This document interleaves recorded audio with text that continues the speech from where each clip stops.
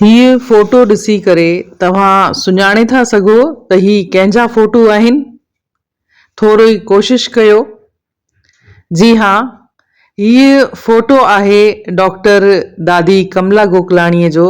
उहा डॉक्टर कमला गोकलाणी जंहिं सिंधी विषय खणी करे ऑल इंडिया लेवल ते सभ खां पहिरीं महिला आहे जंहिं इन विषय में PhD कई आहे। MA हिंदी ऐं उनखां पोइ MAd कयव। उनखां पोइ तव्हां पत्रकारिता में बि स्नातकोत्तर डिप्लोमा कयो अथव। उनखां पोइ तव्हां राजकीय महाविद्यालय अजमेर में सह आचार्य जो बि उहिदो संभालियव। सिंधु शोध पीठ महर्षि दयानंद सरस्वती विश्वविद्यालय अजमेर में उपनिदेशक जे पद ते रहिया। तव्हांजा कुल 61 किताब शाया थी चुका आहिनि। इहे तव्हांजे साम्हूं अची रहिया आहिनि, जेके अरबी लिपीअ में लिखियल आहिनि। सिंधियत जो रंग ऐं इन खां अलावा ही जेके अरबीअ में लिखियल अचनि था, असां अरबी ॼाणूं कोन, त तव्हां पढ़ी ॼाणो त ही शाह जो शेर। ऐं इन खां पोइ आहे सिंधी काव्य में सांप्रदायिक सद्भावना। इन नमूने हिननि जा 61 किताब शाया थी चुका आहिनि। ऐं इन जे अलावा इन्हनि संपादन जो बि कमु कयो आहे। रिहाण में 6 साल, वरदाई हिंदी में 5 साल, रचना में 5 साल, आत्मदर्शन ऐं सिंधी साहित्य सुरभिअ में खां 1998 सां लाॻीतो ई कंदा पिया अचनि। हिंदू भूमि साप्ताहिक में 2007 खां 2011 ताईं। ॻाल्हि हले थी जॾहिं ही ॾिसो ही महाराण जा मोती, हिननि जा किताब डिस्प्ले पिया थियनि। हिननि दर्सी किताब बि लिखिया आहिनि, साहित्यिक पुष्प, अदबी सुगंध, ऐं ही अरबीअ में आहे। इन जे अलावा ही 3 दर्जे लाइ लिखियल आहे, भाषा शिक्षण सिंधी। तव्हांखे इनाम इकराम जी त हिकु लंबी फ़हरिस्त आहे, जंहिंमें साहित्य अकादमी द्वारा अनुवाद जो राष्ट्रीय पुरस्कार कबीर ग्रंथावलीअ जे काव्य अनुवाद ते 2010 में मिलियो आहे। सामी सम्मान मिलियो अथव राजस्थान सिंधी अकादमी पारां। ऐं दिल्ली सिंधी अकादमी द्वारा 15,000 जो शैक्षिक पुरस्कार मिलियो आहे। राजस्थान सरकार द्वारा श्रेष्ठ अध्यापिका सम्मान मिलियो आहे।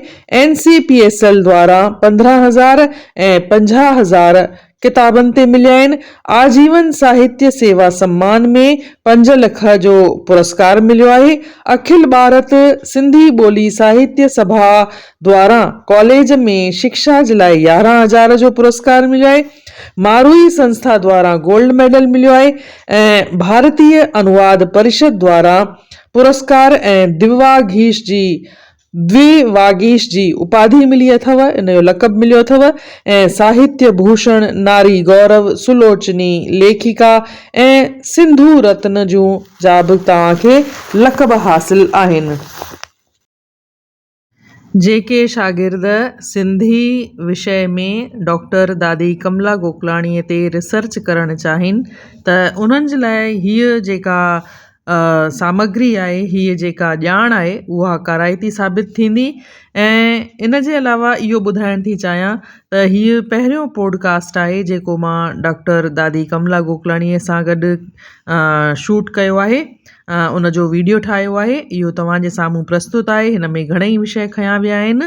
हा, हिन में मां मञा थी छो त हीअ पहिरियों पॉडकास्ट आहे ऐं मूंखे बि एतिरो एडिटिंग जी ॼाण कोन आहे, त मां हिन में तव्हांजे साम्हूं ॾिसण में कोन ईंदसि। पर दादी जन जा वीचार तव्हांखे पूरी तरह सां मिलंदा। हिन में मां का एडिटिंग न कई आहे, एज़ इट इज़ जेको मूं रिकॉर्ड कयो आहे उहो ई तव्हांजे साम्हूं मां पेश कयो आहे। एडिटिंग छो त हिन में मूंसां थिए ई कोन पई। अॻिले दफ़े ॾिसंदमि, मां कोशिशि कंदसि ऐं तव्हांजे साम्हूं हिकु न हिकु शख़्सियत खे ईअं ई आणींदी रहंदसि। हीअ जेका बि ॼाण आहे सॼे समाज लाइ त उपयोगी आहे ई आहे, पर जेके शागिर्द ख़ासि करे PhD करणु चाहिनि था सिंधी साहित्य में डॉक्टर दादी कमला गोकलाणीअ ते, उन्हनि जे लाइ हीअ विशेष उपयोगी ख़ासि काराइती रहंदी। हिकु ज़रूरी सूचना, हिकु डिस्क्लेमर। हीअ पॉडकास्ट मूं दादी कमला गोकलाणी सां ॻाल्हाए करे उन्हनि सां जुदा जुदा विषयनि ते उन्हनि जा वीचार पुछिया आहिनि। त ही जेके वीचार आहिनि उहे उन्हनि जा शख़्सी वीचार आहिनि। मूं फ़क़ति उन्हनि वीचारनि खे तव्हांजे साम्हूं पेश करण जो कमु कयो आहे। जय झूलेलाल। बालपणो कीअं निकितो, तव्हांखे सिंधी लिटरेचर सां, सिंधी साहित्य सां कीअं प्यार थियो, तव्हांजो घरेलू माहौल कीअं हो? प्यारी माया जी, घर में ॼण ॼाए ॼम खां अञा बि चवां त माउ जे गर्भ में ई मूं में अदब जा, साहित्य जा संस्कार पवण शुरू थी विया हुआ। मुंहिंजी माता बि स्कूल जी हेडमिस्ट्रेस हुई ऐं बाबा बि एजुकेशन लाइन में ई हुआ।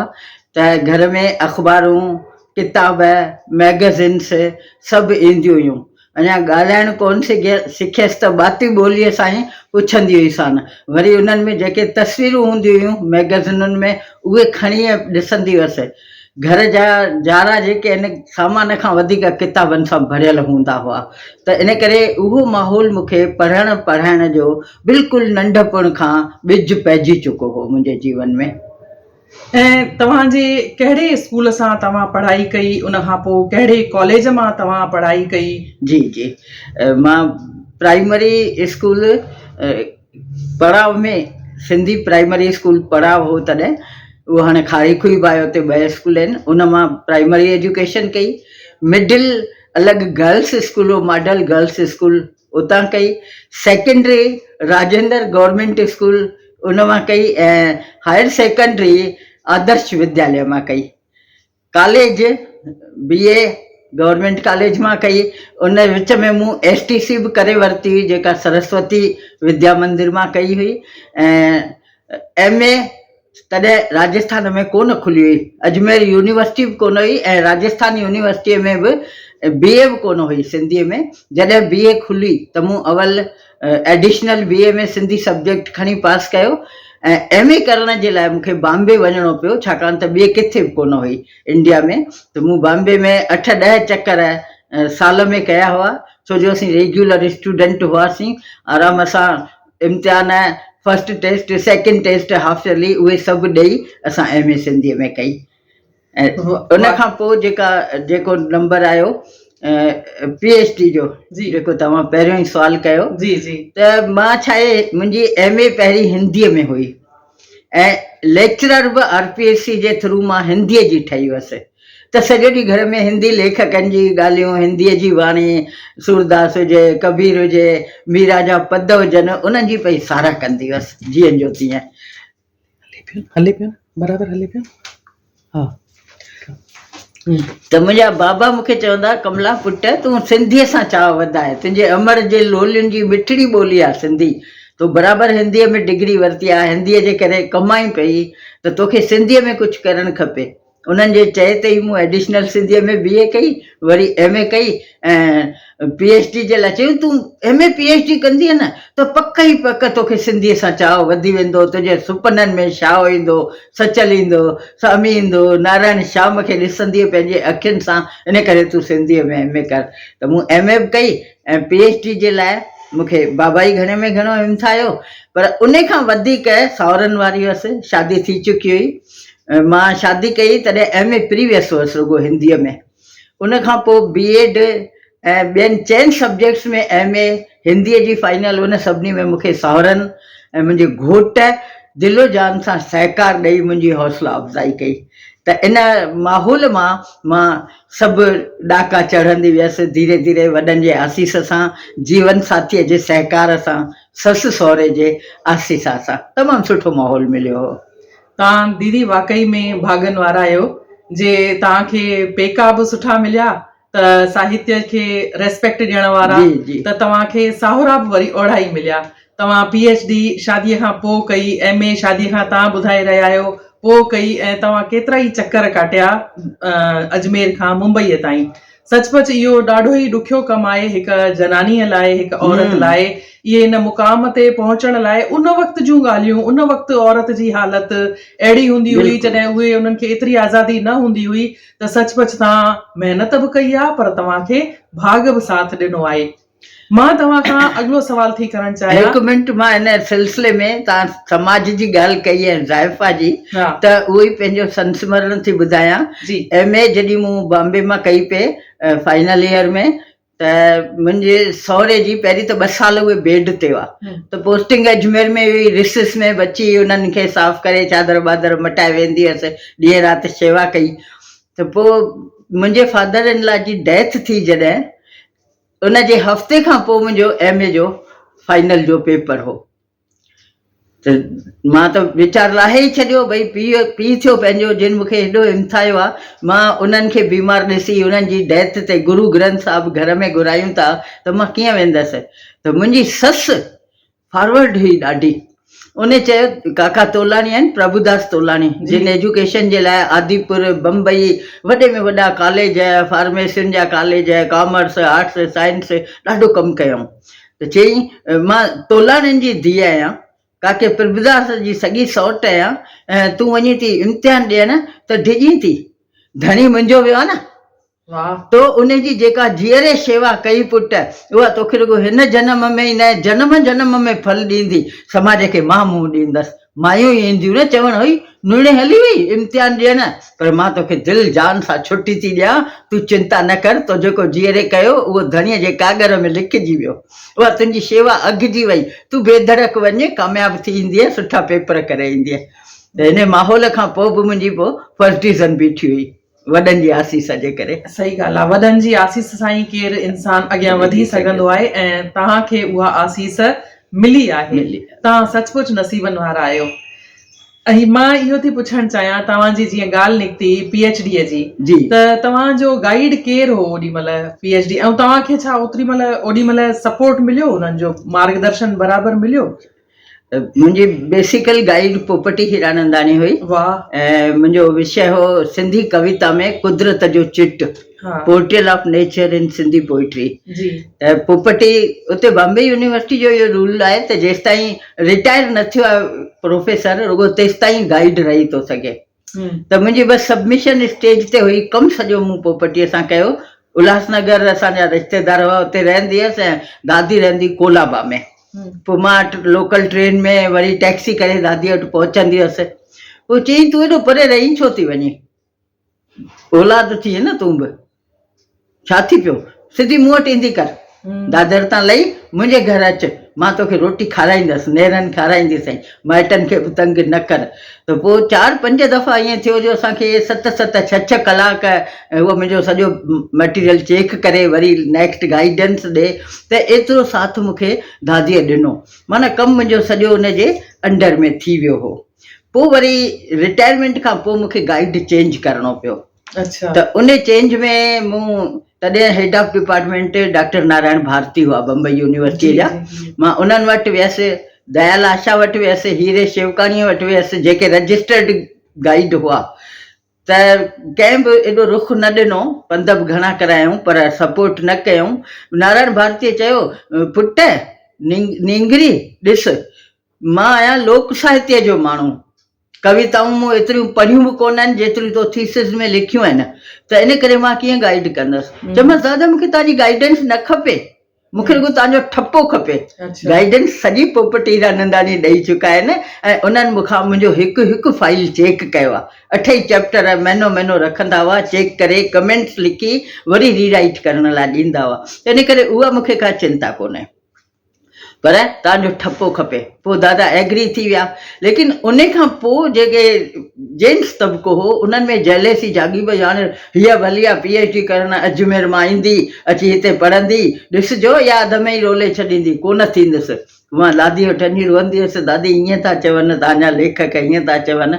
चई, तूं चिंता न करे, मां पोइ ॿुधाईंदीसांई त मूं केतिरियूं दफ़ा कशियूं सठियूं आहिनि प्रोफेसर थियण लाइ। इहे मर्द सदाईं मुंहिंजी टंग छिकींदा हुआ, पर मां बि मां थी बीठसि, सो तूं चिंता न कर। पोइ मुंहिंजे डिग्रीअ में लिखियलु आहे, thesis submitted in March 90 and degree awarded submitted in January 90, degree awarded इन 94। माना माण्हुनि जी 2 सालनि में PhD थी वञे। मुंहिंजी 4 साल रुॻो रेफरी ॻोल्हण में, रेफरी मटाइण में, पोइ हिन रेफरीअ मना कई, उन में मुंहिंजा बर्बाद थिया। उहे सभु पंहिंजा लेख कई हुआ। जिन टंग कटण जी कोशिशि कई। पोइ जॾहिं मुंहिंजी इंटरव्यू थियो, इंटरव्यू वारो रेफरी ॾाढो सुठो हो, खियलदास फानी हुआ भोपाल जा। त मूं उन्हनि खे फ़ोन कयो, दादा मुंहिंजे घोट खे मां मोकिलियां, तव्हां बुज़ुर्ग आहियो त तव्हांखे वठी भोपाल खां बम्बई वठी अचनि, मां हितां सिधी पहुची वेंदसि, पोइ तव्हां मुंहिंजी वाह वाह वठिजो। चयूं छो पुटु, पहिरीं त मूंखे यूनिवर्सिटीअ लाइक़ु ई न थिए सम्झो, मूंखे ख़बरूं पयूं पिए मीटिंगुनि जूं, मुंहिंजो नालो अचे त जेके अॼुकल्ह जा इहे छोरा छटा लेखक निकिता हुआ न, उहे मुंहिंजो नालो कटायो छॾनि। इहो छा थी पियो, शेख अयाज़ जो गुरू हो त हूंदो, पर छा थी पियो, उहो को गाइड थी सघे, रेफरी थी सघंदो छा? पाण PhD आहे कोन, उनखे कीअं रेफरी कबो? माना जेंडर इशू ओॾी महिल हो जी। त पोइ चई मां पंहिंजे पुट खे वठी ईंदुसि, मुंहिंजी सदोरी धीअ, मुंहिंजी न्याणी, मुंहिंजी बचड़ी, मां तुंहिंजे थीसिस ते एॾो फिदा आहियां, सिनेमा ॾिठी अथमि, चलतीपुर जी सिनेमा ॾिठी अथमि, त मां छो न ईंदुसि तुंहिंजी वाह वाह वठणु। उन्हनि मुंहिंजी वाह वाह वरिती ऐं 94 में वञी मूंखे डिग्री अवार्ड थी। त उहे जेके तकलीफ़ूं आयूं न, उन्हनि जो मूंखे थोरी तकलीफ़ थी हुई। बाक़ी गाइड्स जे तरफ़ां मूंखे का परेशानी कोन्हे। गाइड त नारायण भारती अहिड़ा कटर हूंदा हुआ जो कंहिंखे पंहिंजे किताबनि जे जारे खे हथु लाइणु कोन ॾींदा हुआ। मां त देरो जमाए वञी वेही रहंदी सां, न हीअ किताबु खपे, हीअ सिंध वारो किताबु खपे, दादा हीअ खणां थी। पुटु पोइ घर लाइ त कोन ॾींदो साईं। चयोमांसि पोइ मां तव्हांजी धीअ आहियां, तव्हांजे घर रही त सघां थी न, सॼी राति जागी वेही पढ़ंदसि, बिना घुराए ई रही पवंदी हुअसि। 3-4 दफ़ा राति रहियसि, उन्हनि किताबनि मां नोट्स वठी, तॾहिं मोबाइल हुआ कोन जो झटि क्लिक करे अचां, हथ सां सभु लिखणो पवंदो हो। त अहिड़े नमूने मतिलबु उन्हनि साथ ॾिनो। बाक़ी पोइ जेके रेफरी जे लाइ तमाशा थिया न, उन्हनि मूंखे हर्ट कयो ॾाढो। लेकिन असांखे छाकाणि त प्रेम प्रकाशी आहियूं, स्वामी टेऊंराम जिन खे मञंदा आहियूं, सब्र सां जीअण माइटनि सेखारियो हो, साहुरनि पुठी ठपोरे हौसला अफ़ज़ाई कई हुई। इन करे मूं चयो ठीकु आहे, मूंखे को फ़ाइदो त आहे कोन PhD मां, मां गज़ेटेड ऑफिसर आहियां, कॉलेज लेक्चरर खां हेॾी वधीक पघार पई खणां। 4 सालनि में मां डिप्टी डायरेक्टर थी वेंदसि, त मूंखे का अहिड़ी लालची कोन्हे। पर ॾिस क़िस्मत में जेको आहे, ऐं ॿियो एज बि थी वई हुई, 42-40 साल त थी वई हुई, त मूं चयो हाणे एज बार थी वियसि। पोइ मुंहिंजी टाइम हुजे त वधीक इनखे खोलियां किसे खे। मुंहिंजी पोस्टिंग हुई नागौर में, मां प्रिंसिपल हुअसि स्कूल जी, गर्ल्स स्कूल जी। त मूंसां गॾु ॿी अजमेर जी छोकिरी हलंदी हुई। उन चयो मैडम आप एवरी वीक जाते हो ना बच्चों के कारण, तो RPSC की ना कॉलेज लेक्चरर की वैकेंसी निकली है, जीजाजी को कह दो पहले से फॉर्म लेके रख ले, फिर आप मेरे लिए लेके आना। चयोमांसि कौन सी बड़ी बात है। त मूं हिननि खे चई छॾियो।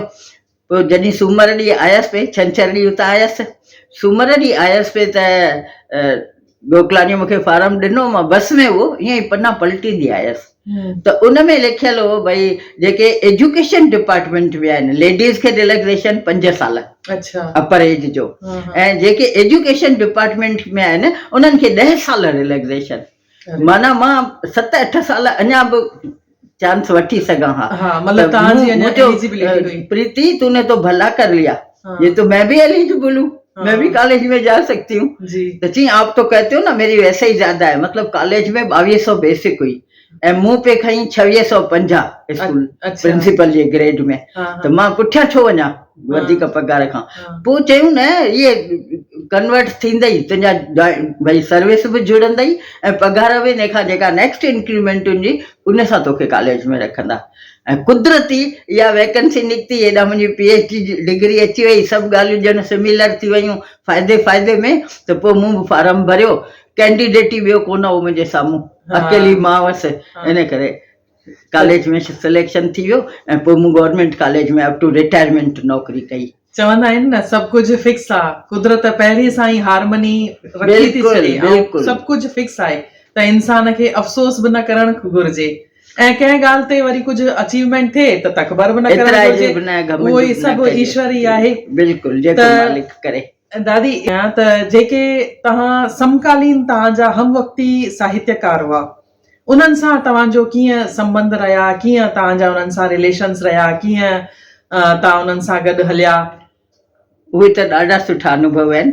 सभु मुंहिंजा दोस्त ई हुआ जेके मथे विया आहिनि ऐं आहिनि बि हिन वक़्तु बि जेके, उहे बि दोस्त ई आहिनि। मां ॿुधो आहे दादा गोवर्धन महबूबाणी, लक्ष्मण भंबाणी जन, उहे सभु तव्हां सां गॾु ई हुआ, त थोरा छा आहे इहे ॻाल्हियूं किताबनि में कोन थियूं मिलनि, इहे ॻाल्हियूं तव्हां ई ॿुधाए सघंदा त इन करे मां तव्हां खां थी शख़्सी तौर ते पुछां थी मां त के राजस्थान आज़मूदा एकेडमीअ जी जॾहिं मेंबर थियसि त लक्ष्मण बंबानी सेक्रेटरी हुआ सिंधी एकेडमीअ जा।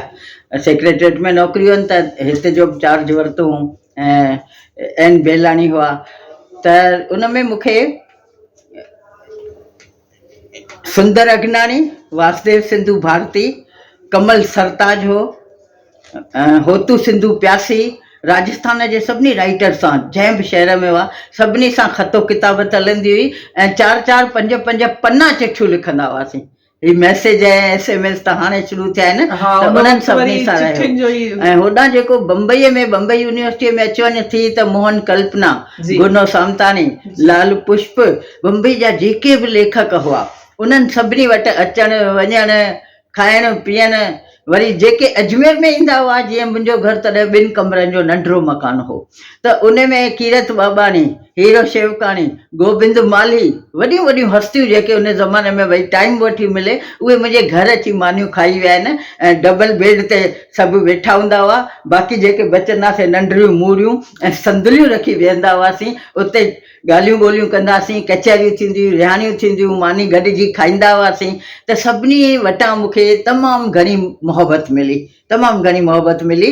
हू जेको गाइड वारो रेफरी वारो लफड़ो हो उन जा की हुननि जा डिपार्टमेंट जा ऐं जेका बोर्ड ऑफ स्टडीज़ आहे उन्हनि जा पाण में के स्वार्थ हुआ, इन करे उहे झगड़ा थिया। अदरवाइज़ मुंहिंजो अॼु ताईं कंहिं बि राइटर सां कंहिं बि फ्रेंड सां को लड़ाई झगड़ो या मुंहुं सुॼाइणु या ॻाल्हाइणु बंदि करे छॾणु अहिड़ी का बि ॻाल्हि कोन थी आहे। सभिनी मूंखे हिमत ॾिनी आहे। मुंहिंजे किताबनि ते मालीअ बि लिखियो त कीरत बाबाणीअ बि लिखियो, लक्ष्मण बंबाणीअ लिखियो त सुंदर अगनाणीअ बि लिखियो, कंहिं मुहाग लिखियो आहे, कंहिं पोइ क्रिटिसिज़म कई आहे ऐं उन ज़माने जूं जेके अख़बारूं निकिरंदियूं हुयूं उन्हनि सभिनी में मुंहिंजे किताबनि जी क्रिटिसिज़म छपी आहे ऐं सभिनी में लगातार सारा ई सारा, सारा ई सारा। इहो ई तो वारी ॻाल्हि त संस्कार घमंड न अचणु खपे अचीवमेंट खां पोइ, त ॿियो को हुजे हा त उन में गुब्बारे जे हवा वांगुरु अची पट ते पवे हा। पर मूं में उहो मालिक दया कई, अॻिते बि रहम करे, जेतिरी हयाती आहे जो मूं में उहो घमंड कॾहिं कोन आयो त मुंहिंजी हेॾी अचीवमेंट आहे। माण्हू वाइड़ा थी वेंदा हुआ, कीरत बाबाणी तुंहिंजे घर आयो, गोबिंद वाली। अच्छा, इन ॻाल्हि में जेंट्स हुआ त मुंहिंजे हस्बैंड उहे मर्दानियूं महफ़िलियूं करे बि उन्हनि खे सुठे नमूने महिमान नवाज़ी कई, त इहे बि साथ मूंखे मुंहिंजे हस्बैंड वटां हर तरह जा मिलिया। चवंदा पोइ छा आहे। बाक़ी मुंहिंजो घोटु सिगरेट कोन छिकींदो हो ऐं उनखे साम्हूं केरु छिके तॾहिं बि घुट थींदी हुई, त उन में थोरो चवंदो हुन भई तव्हांखे फूक वूक ॾियणी हुजे न त हुन कमरे में ॾेई अचो, बाक़ी हिते तव्हां बाक़ी खाइण पीअण जे लाइ उहो मूंखे पूरो साथ ॾिनो। दादी, जीअं मां तव्हांखे शुरू में ई चयो, तव्हां ॾाढा नसीबनि वारा आहियो, न त के औरतूं इहो बि अनुभव शेयर कंदियूं आहिनि कि शादीअ खां पोइ हुननि जो घोटु हुननि जे मथां कुझु शंका जी दृष्टि सां ॾिसंदो हो, न ॻाल्हाइण ॾिनई त इन लाइ मां ई छॾे ॾिनमि। तव्हांखे पंहिंजे घोट जी तरफ़ सां बि पूरो सपोर्ट रहियो आहे ऐं क़िस्मत बि तव्हांखे साथ ॾिनो आहे। जीअं तव्हां बस वारो हिकिड़ो अनुभव ॿुधायो, उन में तव्हांखे वैकेंसीअ जी ख़बर पई, तव्हां उन में अप्लाई कयो। टियों जेको तव्हां ॿुधायो था कि तव्हां में बिल्कुलु बि तकबर कान्हे, घमंड कान्हे, इहो मां ख़ुदि बि महसूसु कंदी आहियां। मां तव्हां सां जॾहिं जॾहिं फ़ोन ते ॻाल्हायो आहे, जॾहिं जॾहिं पंहिंजी का बि समस्या रखी आहे, तव्हां तुरंत खणंदा आहियो, वरी मूंखे हुनजो वरी समाधान बि ॾींदा आहियो, कॾहिं बि हुन सां पुठियां कान हटंदा आहियो। चाहे हींअर बि गांधीधाम में सेमिनार हो आदिपुर में, सिंधालाजी में, मोहन कल्पना, गुनो सामताणी, वॾा वॾा राइटर आया हुआ सभु, ऐं मां अञा हुअसि बि सेखड़ाट, अञा 5-6 किताब छपियल हुआ, पर मां बि इनवाइटी हुअसि। त राति जो वेठासीं लिटरेरी कचहरियूं करणु, उते सुशीला मोटवाणी ऐं हुनजो घोटु बि आया हुआ, मां अकेली वेही हुअसि। त चयईं सची चंद्र यार, मां दोस्तीअ में थो चवई, कमला जी अञा उमिरि नंढी आहे, उनखे अकेलो न छॾींदो कर किथे बि। त चयईं छो, छा थियो? चयईं भाई उते जेंट्स सभु वेठा हुआ, उन्हनि में कमला वेठी हुई राति जो 10 बजे ताईं। त चंद्र चयसि पोइ तव्हां वरी 10 खां पोइ सुम्ही पिया वञी पंहिंजे रूम में। कमला त उते 12 बजे ताईं वेठी हुई। चई तोखे कहिड़ी ख़बर आहे, तूं त हले कोन। चई मुंहिंजी ज़ाल मुंहिंजी परछाई आहे, उहा पल पल जो मूंखे बिल्कुलु लाइव टेलीकास्ट करे ॿुधाईंदी आहे त हिन सां मिलियसि, हिन सां ॻाल्हायमि त तव्हां भाऊ पोइ सुम्ही पिया हूंदा, बाक़ी हू त 12 बजे ताईं सभु वेठा हुआ ऐं तव्हां रुॻो मोहन कल्पना ऐं गुनो सामताणी था चओ, पर 4 ई बि लेखक हुआ उते, सभिनी जेंट्स में हूअ वेठल हुई। ऐं अॼु मूंसां कमला जे ख़िलाफ़ु ॻाल्हायो अथव पहिरियों दफ़ो आहे, तव्हां मूंखां वॾा आहियो, मूंखे माफ़ु करियो, पर अॻिते मां मुंहिंजे ज़ाल जे बारे में कुझु कोन ॿुधंदोसांव।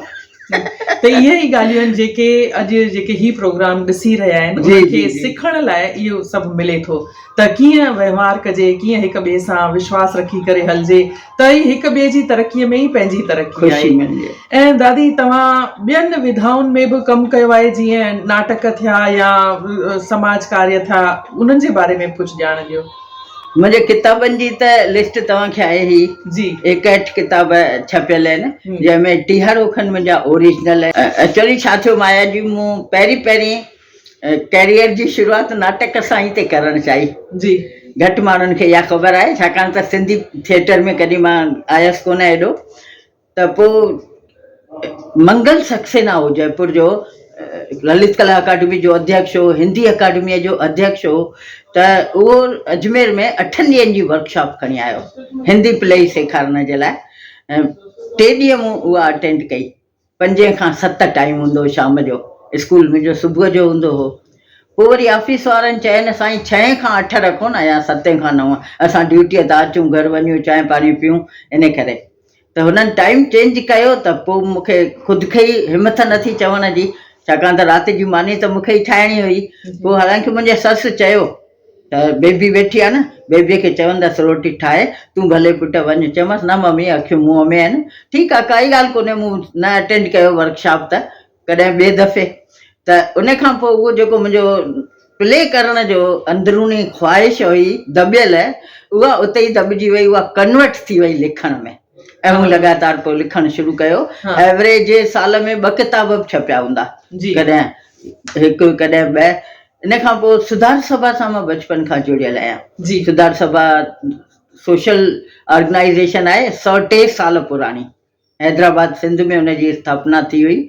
त उन में मां मेंबर त शुरूअ खां ई आहियूं, घर पासे में ई हूंदो, बाबा सां गॾु हथु पकिड़े वेंदी हुअसि, अम्मा सां गॾु वेंदी हुअसि उते सेवाऊं करण जे लाइ। बाक़ी ऑफिशियली मां विद्या समिति जी उन्हनि जी 15 साल खनि चेयरमैन रहियसि।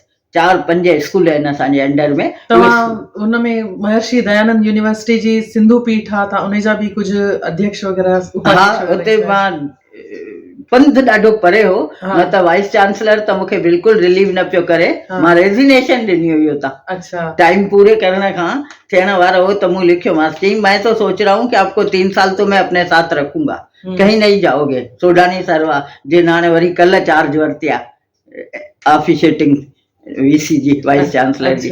क्यों कमला जी, एक काम करो, जब तक मैं हूँ तब तक तो रहो मेरे साथ। चमा सर मैं नहीं रह सकती, 20 किलोमीटर दूर है मेरे घर से, आप जो दे रहे हो मुझे उतना तो मेरा ड्राइवर और कार पे खर्चा हो रहा है। आपको कभी भी कोई काम हो, कोई सलाह लेनी है, कोई प्रोग्राम करना है, एक फोन करना, मैं बिना किसी रेम्यूनरेशन के हाजिर हो जाऊंगी, लेकिन मेरा इस्तीफा कबूल करो आप। त उते मां पर अञा ताईं बि उन्हनि सां जुड़ियल आहियां, मीटिंग्स वग़ैरह कंदा आहिनि, कमेटियूं ठहियल आहिनि, त उन्हनि में मां आहियां। जी। हालांकि डायरेक्टर कोन्हे हिन वक़्तु, इन करे कमु कोन पियो थिए। सभिनी खां थधी MDS यूनिवर्सिटी जी सिंधु पीठ आहे, पहिरीं उहा हुई, शुरू असां कई।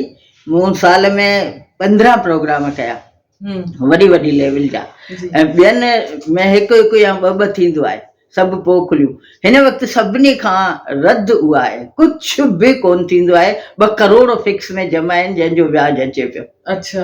उहो अलाए किथे पियो पहुचे। उन्हनि जे लाइ बि कुझु करणु घुर्जे, बिल्कुलु समाज खे करणु घुर्जे। देवनानीअ खे घणी दफ़ा चयो अथऊं, उहो चवंदो बि आहे अची VC सां। सोडानी जेसि ताईं हुआ तेसि ताईं वरी थोरो घणो हलियो पिए, उहे VC तां हटी विया पद तां, त पोइ बिल्कुलु ठप थी वियो।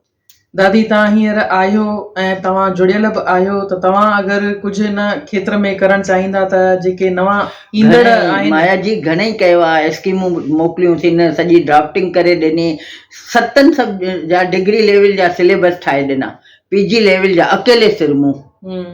कुझु कोन था कनि, बिल्कुलु कंहिंखे बि कमु करिणो कोन्हे, सभिनी खे ईअं ई पैसो मिले पियो। हाणे पाण मूं अञा कल्ह न्यूज़ पढ़ी आहे त हाणे वरी सर्वाइव थी सघे थी। मां वरी सोडानीअ सां मिलंदसि या फ़ोन कंदीसान त सर ये प्रोग्राम्स आप कर सकते हो, स्कॉलरशिप दे सकते हो, फेलोशिप दे सकते हो। हाणे को पॉलिटिकली देवनानी साहब जी हले, छाकाणि त पहिरीं सोडानी ऐं देवनानी जी ट्यूनिंग सुठी हुई, तॾहिं मां साल टिकी सघियसि। अच्छा। इन जे लाइ अफ़सोस ई करे थो सघिजे। हा अजमेर खे शायदि क्रेडिट घटि मिली आहे। अजमेर ई सभिनि खां वधीक साहित्य सभिनी जे खां क्षेत्र पहिरीं में उते आया। खुली जी हुई, जी सभिनी खां अॻु उते खुली हुई, जी जी उते ई कुझु कोन पियो थिए। दीदी इहो ॾिठो वियो आहे त देवनागरी लिपि पंहिंजे नई टहीअ खे सम्झ में अचे थी ऐं उहे उनखे हंडाइनि बि था, पर जेका अरबी लिपि आहे उन में न त उन्हनि जो कोई दिलचस्पी आहे, न को त हू सिखनि था, न को पढ़नि था, त कहिड़ी लिपीअ खे हाणे मान्यता ॾेई छॾणु घुरिजे?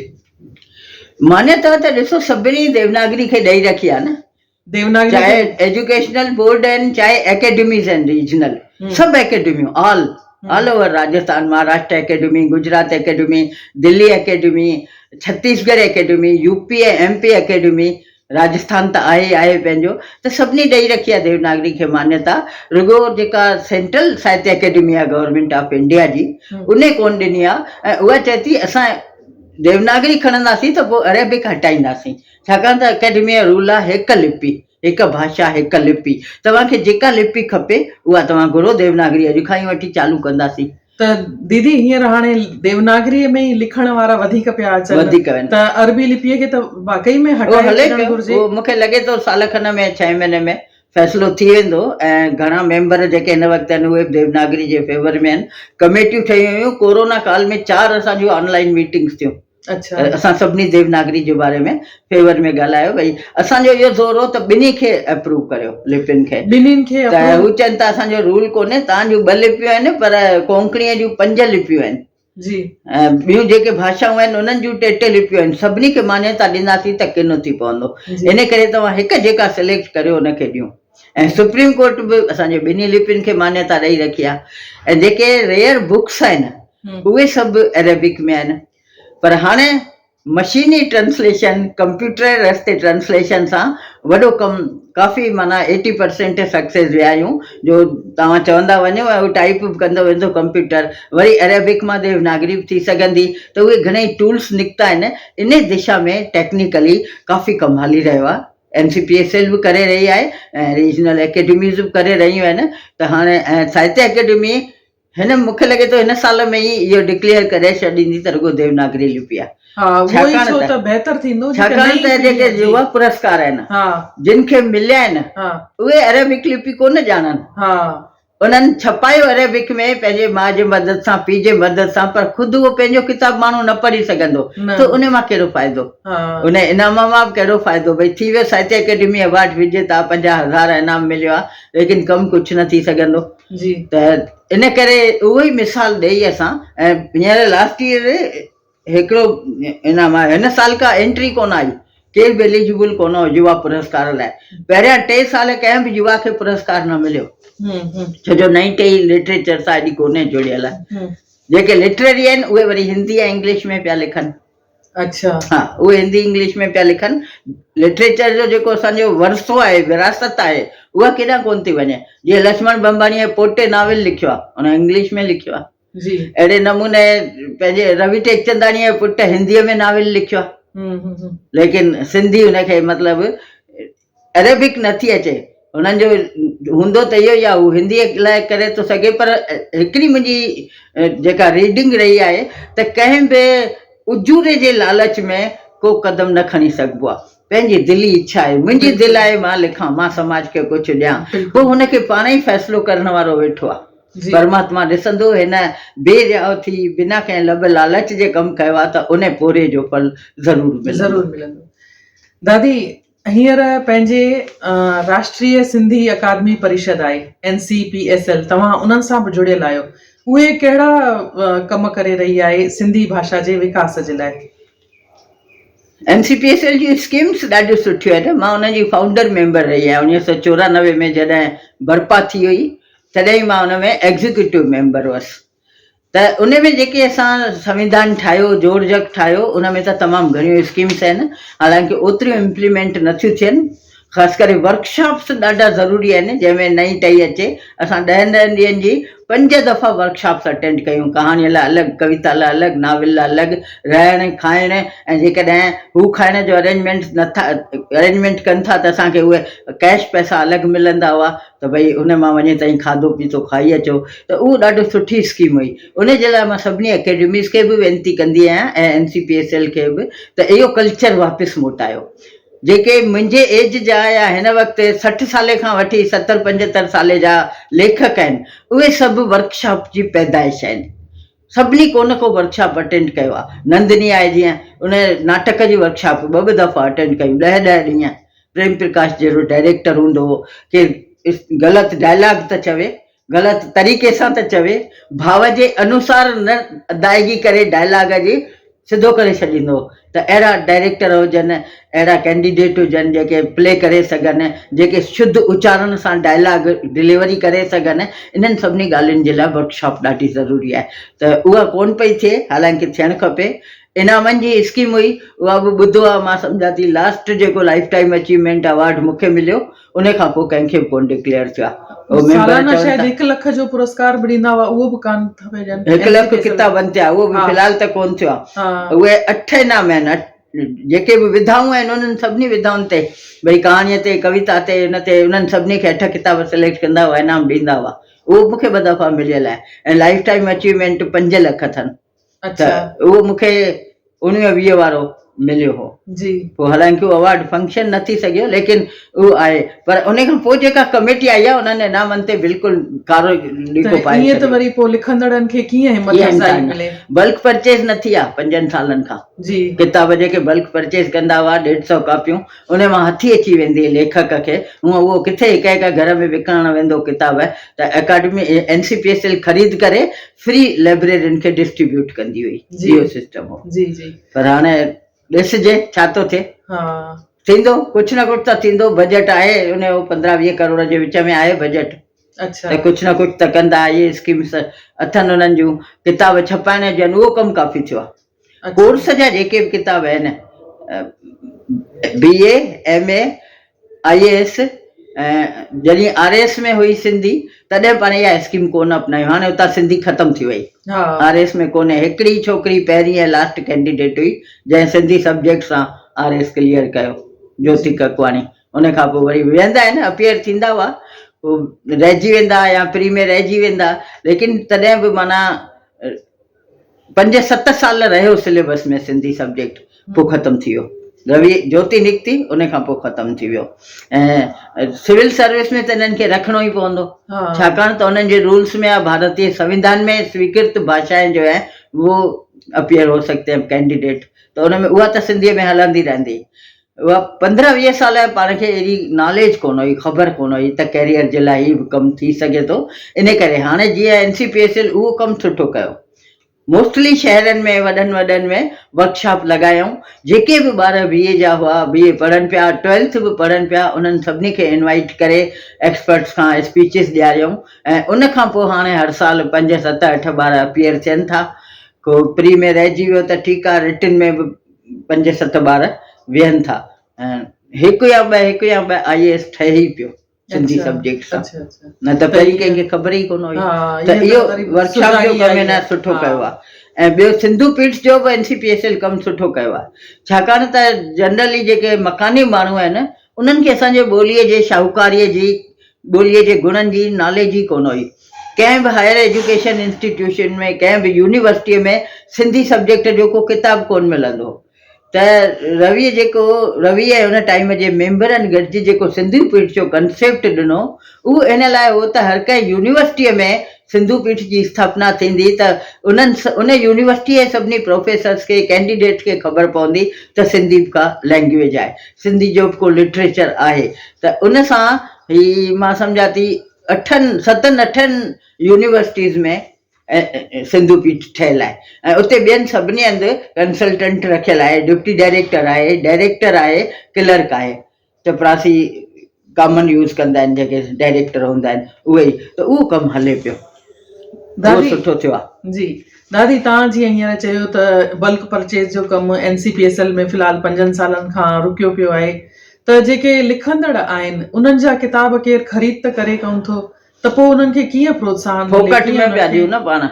त राजस्थान एकेडमी जेतिरो एड ॾे उनजे अध जेतिरा त किताब वठी छॾे, 100 किताब वठी था छॾनि, त सर्कुलेशन त थींदो। बाक़ी लेखक मूं चयो न उजूरे जे लालच में न लिखे, त इहो अगरि सोचूं त सिंधी लेखक को किताब विकिणी सघंदो, कमाए सघंदो, उहो त जॾहिं बल्क परचेस थींदी हुई तॾहिं बि कोन हो। हिकु किताब सभु कॉम्प्लीमेंट्री वेंदा आहिनि, सभिनी लेखकनि खे अख़बारुनि खे असां फ्री मोकिलींदा आहियूं।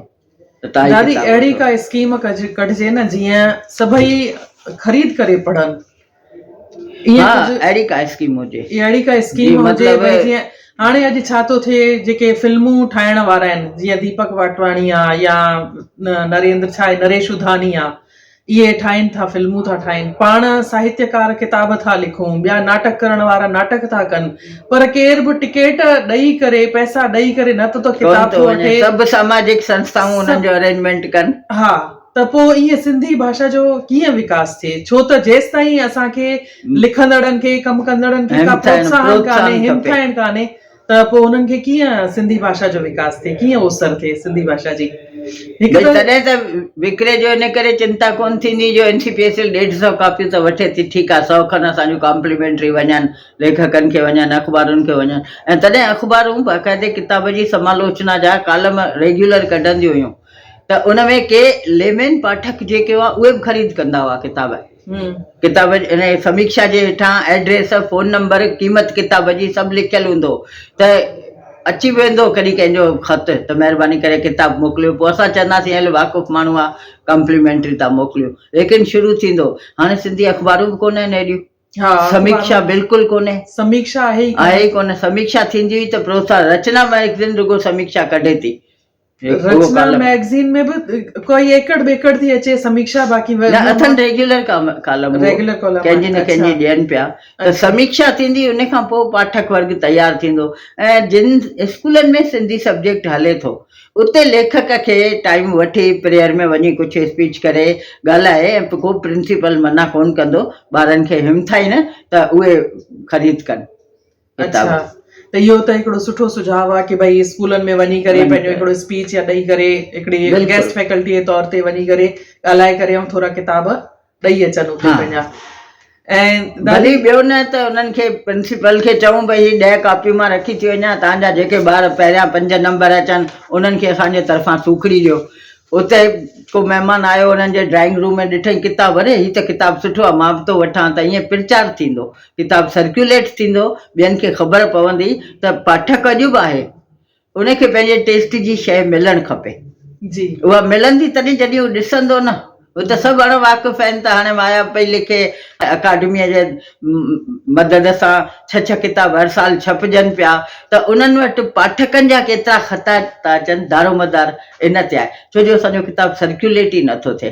कंहिं बि बुक स्टोर ते को बि सिंधी किताब मिले कोन थो, कोर्स जा ई किताब नथा मिलनि। उहो हिकिड़े खे असां चयोसीं असां तोखे तुंहिंजे ड्रा जो किरायो ॾियूं, टेक्स्ट बुक्स तूं रुगो सिंधीअ जा रख, त असीं सभिनी खे तुंहिंजी एड्रेस ॾियूं, ॿार भिटकनि था हिकु लाइ। त पोइ उन चयो न पैसा छो, मां हिकु ड्रा रखां थो, हिकु रैक रखां थो, हुन में रुगो सिंधी किताब ई हूंदा।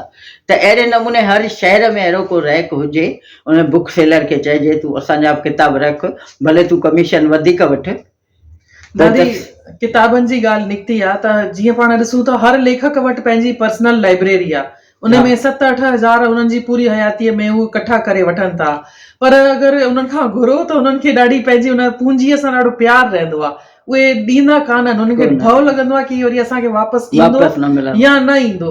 त मां पिता साहिब जी बि पर्सनल लाइब्रेरी, मां शादी करे वियसि त मूंखे किताब रजिस्टर ते नालो लिखी सही वठी पोइ ॾींदा हुआ इशू करे जी, चवंदा तूं हाणे कमला धनजानी थोरी आहीं, तूं कमला गोकलाणी आहीं, पराए घर जी थिए न। हा सही ॻाल्हि आहे, इन करे तोखे लिखी थो ॾियां मां, ऐं फलाणी तारीख़ ताईं मोटाए जाई, ॿिए कंहिंखे इहो किताब खपे त कीअं पढ़ंदो। जी जी, त एॾो जॾहिं पंहिंजी हुब आहे सिंधी लिटरेचर सां, पंहिंजे सिंधी किताबनि सां, सिंधी अदीबनि खे एॾो हुब आहे, एॾो प्रेम अथनि उन्हनि खे, त छा थो थिए उन्हनि जी हयातीअ जे आख़िरी पछाड़ीअ में हू किताब पाण सां गॾु ईअं ई रखी था वञनि, ऐं मतिलबु पोइ वरी हेॾां होॾां था थी वञनि, त इन जे लाइ छा कजे? हिन जे लाइ एक्चुअली पहिरीं वारा जेके राइटर हुआ उन्हनि सभिनी सिंधालाजी खे ई कार्टून भरे मोकिलिया हुआ। त इंडिया में उहा हिकिड़ी अहिड़ी इंस्टीट्यूशन आहे अॼु ताईं बि जो कंहिंखे बि को किताबु खपे कहिड़ी बि कुंड में त हू ज़ेरोक्स कराए मोकिलींदा हुआ। पर सिंधालाजी में बि हाणे जेके डायरेक्टर आहिनि उहे तमामु ओल्ड थी विया आहिनि, साहिब बिजाणी, ऐं ऑफिस में सॼो वक़्तु वेहनि था लेकिन व्हील चेयर ते था अचनि वञनि। व्हील चेयर ते हिकु रूम मां ॿिए रूम में था वञी सघनि। त हाणे उन्हनि में बि एॾी समर्थी कोन्हे, न को माली सपोर्ट आहे जो कंहिं एम्प्लॉय खे रखी उन खां हिकु माण्हूअ जे मथां छो डिपेंड रहिजे, छो दारोमदार हिकु ई एनजीओ आहिनि न। सेठियूं फॉरेन जा पैसा घटि करे छॾींदा या अचणु बंदि करे छॾींदा त ॻाल्हियूं ख़तमु थी वेंदियूं। एनजीओ में कुझु नथो करे सघिजे, सरकारी संस्था में वरी बि पब्लिक डिमांड ते कुझु गवर्नमेंट करे थी सघे। त हाणे पंहिंजे घर में वेठा आहियूं न, राजस्थान सिंधी एकेडमी जे लाइब्रेरी मां पाण खे घणा ॾींहं बि चवणो पवंदो किताबु खपे, तॾहिं बि ॻोल्हे केरु कोन ॾींदो, पाण खे ॻोल्हणो पवंदो अची। त इन करे हुजे को अहिड़ो मतिलबु हिते ई अलॻि सां को हिननि खे रूम मिले, एकेडमीअ जे कंट्रोल में हुजे, एम्प्लॉय गवर्नमेंट हिकु ॿियो रखे ऐं उहो रुॻो लाइब्रेरियन थी रहे ऐं लाइब्रेरी जो कमु बाक़ाइदा लाइब्रेरी हुजे, सिस्टम सां रखियल हुजे, कंप्यूटराइज़ हुजे, जंहिं किताब ते मां हथु रखां क्लिक थियो हा वटि 5 मिंट में टेबल ते अची वञे। त इन जे लाइ असां सभिनी खे अकाडमी खे लिखी ॾियणु खपे ऐं जेको मिनिस्टर आहे उनखे बि लिखी ॾियणु खपे त हीउ कमु असांजो सिंधी साहित्य महफ़ूज़ रहणु घुर्जे। छा आहे अॼु घणनि ई भाषाउनि खे क्लासिक भाषा जो दर्जो मिली चुको आहे, सिंधीअ खे बि आहे न सिंधीअ खे कान्हे, आहे न कान्हे, सिंधीअ खे कान्हे। पंहिंजा जेके शाह सचल सामी आहिनि उहे क्लासिकल पोइट्स ई आहिनि। न हाणे मिलियो न क्लासी भाषाउनि में सिंधी भाषा न आहे, उनमें छो दर्जो न आहे, छो जो असांजी सिंधी साहित्य महफ़ूज़ न आहे। जंहिंजो लिटरेचर महफ़ूज़ आहे उन्हनि खे ई था क्लासी भाषा जो दर्जो था ॾियनि। त अगरि पंहिंजो साहित्य महफ़ूज़ रहंदो, गवर्नमेंट कॉलेज जी तमामु रिच लाइब्रेरी आहे, बम्बई यूनिवर्सिटी जी तमामु रिच लाइब्रेरी आहे। दादी को हिकिड़ो इहो वीचार बि हली रहियो आहे कि भई सिंधी भाषा जी ओसर करण लाइ जे सिंधी भाषा खे अगरि रोज़गार सां जोड़ियूं त इन जी ओसर पंहिंजो पाण थींदी, जीअं हिंदी भाषा जी थिए थी, अंग्रेजी जी थिए थी, ॿियनि भाषाउनि जी थिए थी। त छा इन वीचार सां तव्हां सहमत आहियो? बिल्कुलु सहमत आहियां, रोज़गार सां हुअणु खपे वास्तो, ऐं हालत उन में पाण कैंडिडेट्स जी पवणी पई पवंदी वञे। अॼु खां 7-8 साल अॻु स्कूल सेकेंड ग्रेड टीचर जूं वैकेंसियूं निकितियूं, 8 वैकेंसियूं हुयूं, रुगो 4 ॼणा अपेयर थिया इंटरव्यू में, डायरेक्ट इंटरव्यू। मूं मिसाल ॿुधायोमांव, मां अकेली कैंडिडेट हुअसि, न त कॉलेज लेक्चरर जी पोस्ट आहे कि 20-25 त हुजनि। त हाणे थोरो घणो फेरो आयो आहे जो हींअर जीअं 40 ॿारनि फार्म भरियो कॉलेज लेक्चरर लाइ, उन मां 30 अपेयर थिया ऐं 2 पोस्टूं भरियूं आहिनि ताज़ो ई।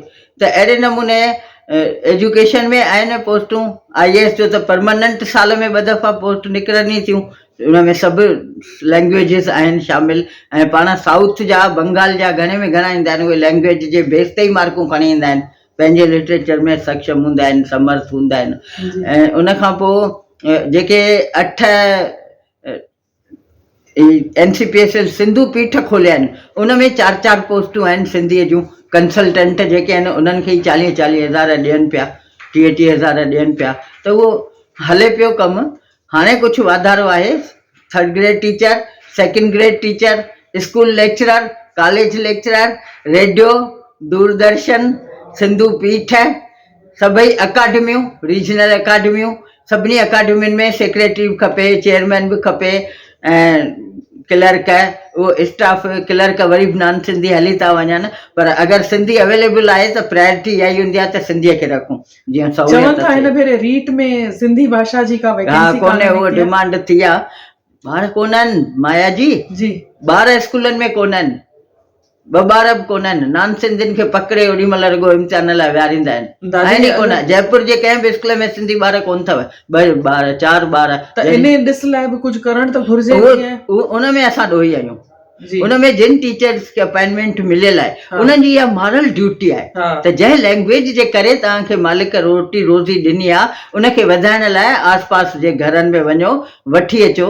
असां जॾहिं कॉलेज में हुआसीं त असीं BA जे एडमिशन लाइ जेतिरा बि 12हें दर्जे जा स्कूल हुआ सभिनी जूं एड्रेसूं फ़ोन नंबर वठी ईंदा हुआसीं ऐं घर घर वेंदा हुआसीं।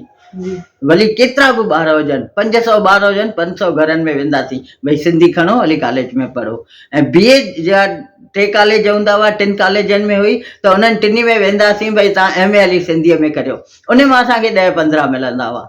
जी अॼु टीचर महिनत नथो करे, न हू सोचे महिनत थो भई सरकारी नौकर आहियां मूंखे ठपो लॻी वियो हाणे केरु कढंदो त कोन, पोइ मां अगरि सिंधी ॿार न हूंदो त हिंदीअ खे पढ़ाईंदुसि, सोशल स्टडी वठंदुसि, साइंस वठंदुसि। न इहो उहा मनोवृत्ति न हुजे, इहा मनोवृत्ति न न हुजणु हुजे। घुरिजे, छो त सिंधी भाषा जी ओसर जी जवाबदारी हर हिकु असांजी- माण्हूअ जी आहे, हर असांजी हिकु आहे, माण्हूअ सभिनी जी जी आहे, आहे, सभिनी जी आहे। सभिनी जी आहे। हाणे दादी पंहिंजे सिंधी साहित्य में बि ॾिसूं था पाण घणेई नेट करे वेठा आहिनि, घणेई MA करे वेठा आहिनि, त उहे चवनि था असांजे लाइ का रोज़गार जी का उमेद ई कान्हे। तॾहिं बि कॉम्पिटिशन बिल्कुलु कोन्हे, तॾहिं बि कॉम्पिटिशन कोन्हे, बिल्कुलु त कोन्हे। उहे कॉम्पिटिशन इन करे न आहे, हू चवनि था असांखे का सूचना ई कोन थी मिले। सभिनी सब्जेक्टनि में आहे न, सभिनी सब्जेक्टनि में जेके बि RPSC पोस्टूं कढे थी सभिनी में तव्हां ॿियनि सब्जेक्टनि जी ॾिसो, हिकु पोस्ट जे अगेंस्ट 1000 खां वधीक ॿार आहिनि जी ऐं हिते असां वटि 30 ॿार कुल हा त अपीयर थिया। हा मां इहो थी चवां त हू चवनि था कि भई असांखे सूचना ई कान थी मिले, असांखे ख़बर ई कान थी पवे, त छा को सूचना अहिड़ो- सिंधी अख़बारूं घुराइनि कोन था, सिंधी अख़बारुनि में ॾींदा आहिनि सभु, या जेके सिंधी माण्हू हिंदी अख़बारूं कढनि था न हा। उन्हनि में सूचनाऊं आहिनि। अच्छा त या त को अहिड़ो को प्लेटफॉर्म खोलजे भई हा, जंहिंसां उन्हनि खे का जेता सूचना नॉलेज आहे। हुजे, माना हा। काउंसलिंग हुजे, हा काउंसलिंग कैरियर हुजे, काउंसलिंग को हिकिड़ी सेंटर का हुजे ऑफिस हुजे या अकेडमीअ में बि हिकु विंग खोले था सघूं, कैरियर काउंसलिंग विंग, हा कैरियर जिते अची काउंसलिंग ॿार सिंधी सलाह भाषा सां वठनि या त सिंधी भई हाणे मां रोज़गार छा समाचार हुजे, बिल्कुलु सिंधी रोज़गार समाचार अचे त ॿार उन मां पढ़ी करे पढ़ी उते सघनि। अप्लाई करे सघनि। हू चवनि था असांखे ख़बर ई कान थी पवे, यूनिवर्सिटी में वैकेंसी निकिती न 4 ॼणा कैंडिडेट रुगो अप्लाई करे सघिया, कंहिंखे ख़बर ई कोन पई, ख़बर कान थी पवे, त पोइ ईअं वरी जेके हालांकि उहे लीडिंग न्यूज़ पेपर्स में इंग्लिश पेपर्स में हूंदियूं आहिनि, तॾहिं बि हालत इहा थी न त बॉम्बे यूनिवर्सिटी आहे त सॼी इंडिया जे न्यूज़ पेपर्स में ख़बर पवणु खपे। हा भई सभिनी खे कोन थी। ख़बर पवे, पोइ अप्लाई सभु कनि, पोइ या जंहिंजो बि थिए। भई यार दोस्त आहिनि हिक ॿिए में ई खणी फोन करे ॿुधाइजो भई अजमेर वारनि खे ॿुधाए वैकेंसी निकितल आहे, अप्लाई करियो। न ईअं ॿुधाइण जी ॾिसो का जवाबदारी कान्हे, इहो पंहिंजो कोऑपरेशन आहे, इहो पाण हुननि खां ईअं चई था सघूं भई तव्हां सहकार कयो, न पर त का उहे जवाबदार संस्था हुजणु घुरिजे। NGOs खे थोरो मोटिवेट कजे, उहे अहिड़ो को काउंसलिंग ब्यूरो बर्पा कनि पंहिंजे न ऑफिस को में। सिंधी रोज़गार समाचार निकिरे, हा। उहो भले व्हाट्सएप जे ग्रुपनि में न उहो अचे। त रोज़गार समाचार जीअं हिंदू वारे खे चवंदासीं उहो ॾींदो, जेको ॾींदड़ ॾिबीस न्यूज़, पर उनखे पढ़ण वारा केरु आहिनि? न सिंधी, खाली सिंधी रोज़गार समाचार, जीअं अॼुकल्ह सिंधी साहित्य जो कान निकिता आहिनि इलाही, सिंधी विकिपीडिया, तीअं ई सिंधी रोज़गार समाचार अचे, त उन्हनि में छा आहे ॿार पढ़ी सघंदा कि हीअ वैकेंसी अचे थी, ऐं हिक जे हा, इहो अगेंस्ट सुठो सुझाव आहे। हिक जे अगेंस्ट अगरि सम्झो 1000 अचनि था, 500 अचनि था, त हिक ॿिए सां हू इहो वाक़िफ़ सुठो थींदनि। सुझाव आहे। हा हिक ॿिए सां वाक़िफ़ियत थींदनि, सुञाणींदा, त हुननि जे मन में बि हिकु कॉम्पिटिशन फील ईंदो। बिल्कुलु। अॼु कॉम्पिटिशन फील ई कोन्हे। अॼु इहो तव्हां जीअं पंहिंजी लाइफ हिस्ट्रीअ सां ॿुधायो त असांखे जॾहिं तव्हां हूंदा हुआ त तव्हांखे सभिनी जो सहयोग सहकार मिलियो सिंधी भाषा में साहित्य लिखण में या ॿियनि जेके बि कार्य करण में, त अॼु जेके नवां साहित्यकार आहिनि उन्हनि जी दाह इहा आहे कि असांखे ओतिरो सहकार सीनियर साहित्यकारनि सां कोन थो पियो मिले, उहो असांखे मतिलबु संरक्षण कोन थो मिले, प्रोटेक्शन कोन थो मिले, असांखे उहो टाइम कोन था ॾेई सघनि, छो त उहे लिखण में बिज़ी लॻा पिया आहिनि, या किन खे वरी स्वास्थ्य जी समस्या आहे। हा बस ॿई कारण आहिनि। हा ॿ कारण आहिनि, ऐं सीनियर साहित्यकार हींअर थोरा घटि ई रहिजी विया आहिनि, त उनजे ॾिस में बि छा कजे, हू छा कनि, हुननि खे मार्गदर्शन करण वारो केरु कोन्हे, हुननि जे लाइ केरु, हू चवनि था असांखे केरु मुहाग लिखी करे नथो ॾे, छो त पूरी किताब पढ़णी थी पवे,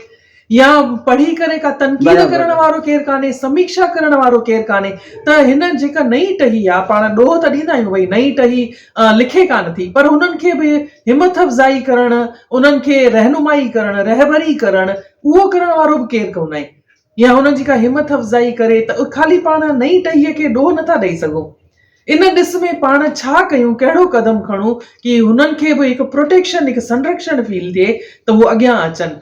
जीअं मां दादा वासुदेव मोहीजन जे बारे में ॿुधो आहे, हू घणनि जे दादा नारी लछवाणी जन सां ॻाल्हि कई कि केरु लिखंदो न हो न, चवंदासीं अच तोखे जेको बि लिखणु अचई थो न तूं लिख, मां तोखे करेक्शन करे ॾींदमि। पोइ उन्हनि खे वेही करे पढ़ंदा हुआ, कंदा हुआ, सेखारींदा हुआ। शुरूआती कहाणियूं ईश्वर चंद्र ऐं हरि हिमथाणी जी उन्हनि ॿिन्ही खे ॾिनी हुअमि त मुंहिंजो मतिलबु मुनो पनो त ॻाढ़ो करे छॾींदा हुआ, किथे स्पेलिंग मिस्टेक सां जी। थॉट प्रोसेस मूंखे सम्झाईंदा हुआ। त हाणे केरु बि पढ़ण वारो कोन्हे उन्हनि खे, उहो गैप रहिजी विया। गैप रहिजी थो वञे त हाणे पोइ नई टही त पाण खे असहाय थी महसूस करे न कि असां भई कीअं लिखूं, असांजो सही आहे कि न आहे। अच्छा सोशल मीडिया ते कुझु ॾियूं था, किथे प्रोनाउंसिएशन में दिक़त थी अची वञे त ओॾी महिल वरी टंग खिचाई पूरी थी थिए, मार्गदर्शन हिन तरफ़ आहे कान, हुन तरफ़ टंग खिचाई पूरी थी वञे त हू जेको नओं लिखंदड़ आहे हुनखे हिमत अफ़ज़ाई त आहे कान, पर एकारी टंग खिचाई आहे त पोइ नवां कीअं अचनि सिंधी साहित्य जे खेत्र में। एक्चुअली सीनियर्स बच्चा घटि आहिनि, इहा तव्हांजी ॻाल्हि सही आहे त के तंदुरुस्तीअ जे करे या टाइम नथा कढी सघनि, पर रहनुमाई हुअणु खपे ऐं रोज़गार वग़ैरह जी बि ॻाल्हियूं सही आहिनि। रोज़गार सां सिंधी भाषा खे जोड़ीनि त उन सां छा थींदो, सिंधी भाषा जी पंहिंजो जुड़ियल आहे, रोज़गार सिंधी भाषा सां जुड़ियल आहे, लेकिन अञा बि घणेई अहिड़ियूं ॻाल्हियूं आहिनि जिते सिंधी भाषा हाणे जीअं रीट जी आहे, वैकेंसी निकिती, ॻाल्हि निकिती त उन में अञा किथे कढियनि वैकेंसी। ॾिसो वैकेंसियूं ॿारनि जी संख्या जे अकॉर्डिंग निकिरंदियूं आहिनि न।